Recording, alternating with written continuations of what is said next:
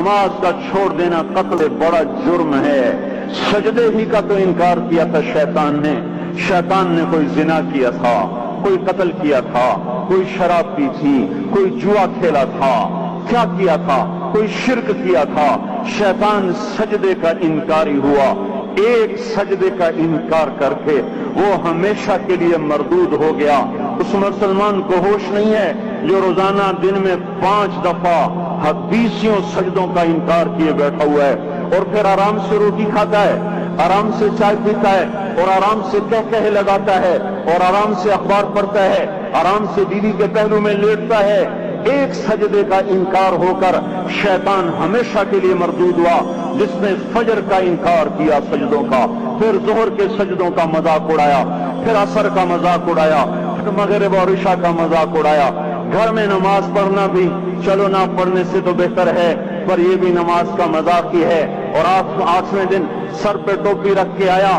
8 دن جس نے اتنے سجدوں کو انکار کیا، وہ اس بات سے نہیں ڈرتا کہ کہیں اللہ اسے مردود نہ کر دے۔ تو کیا ہوگا اس دن جب جن بچوں کی خاطر یا جس نفس کی خاطر اللہ کے بغاوت کی کہ اٹھا نہیں جاتا، آیا نہیں جاتا، گرمی بڑی ہے، سردی بڑی ہے، اندھیرا بہت ہے، کیا قبر کے اندھیرے یاد نہیں ہیں؟ کیا قبر کی گرمی یاد نہیں ہے؟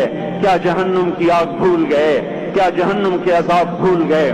کیا جنت کی نعمتیں بھول گئے؟ وہ اللہ کا کلام بھول گئے، وہ اللہ کا دیدار بھول گئے، وہ اللہ سے ملاقات بھول گئے، وہ محبوب خدا کی محفل بھول گئے۔ یہ کیسا اسلام ہے؟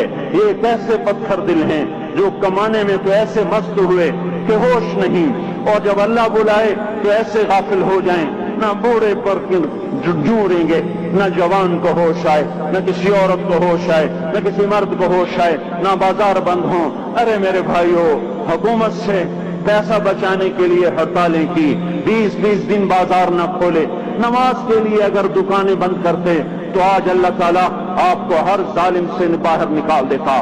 کوئی ظالم نہ آپ کے مال پہ ہاتھ ڈالتا، نہ آپ کی عزت و آبرو پہ ہاتھ ڈالتا۔ دن دہاڑے ڈاکے پڑے، کیوں پڑے؟ کہ ہم باغی ہو گئے، ہم نے اللہ سے بغاوت کر دی۔ کیا جمعے کے دن صرف اللہ بلاتا ہے؟ یہ جمعے میں اتنے کیوں آتے ہیں اور باقی دنوں میں کیوں نہیں آتے؟